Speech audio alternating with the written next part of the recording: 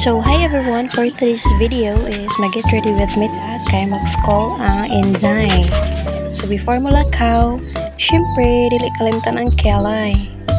Kaya di na makumpletong adlaw o di ka pangilay. Di ba? Talit kayo.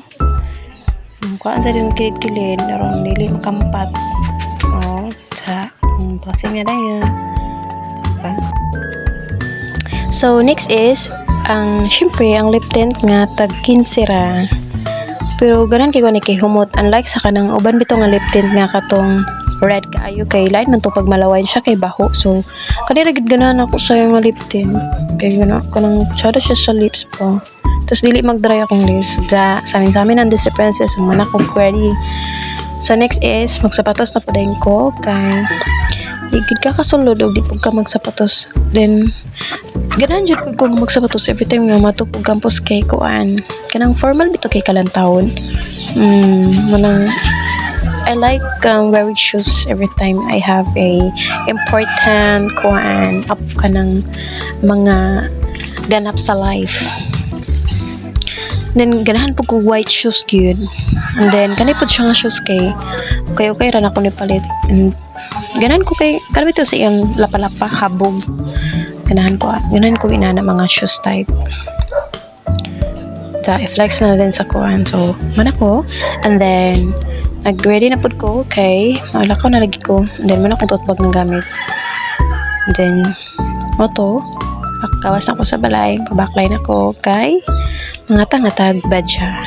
Actually, jeep or badya. Pero, kung gusto ko magdali, pwede ra ko magbadya kay dali raman sad.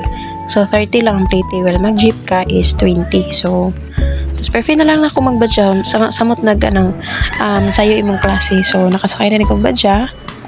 And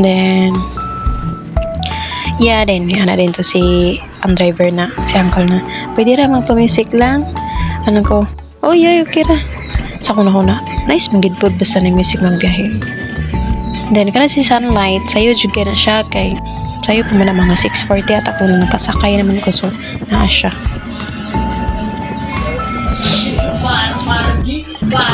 Then ganan kay gusto kong kilay yung char sun kiss.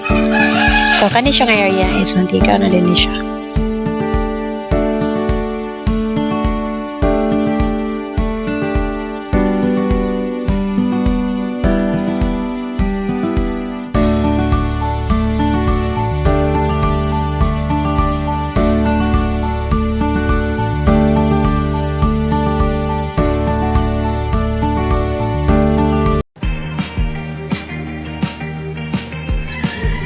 And then, nabot na din ko sa campus na yun.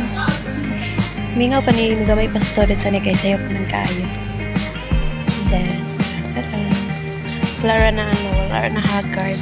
Kay, di na kay kusog ang hangin na sige kuan sa buhok makalkag, dili na kay kusog. So, sa kaning area, pasaka ni sa tisak ka ng white nga kondra building. Yun siya ang tisak. So, dira may mag-classy. And then, mani ang pabaw sa tisak na.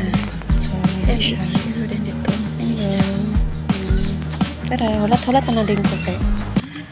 Mag-start ang klase. Bye!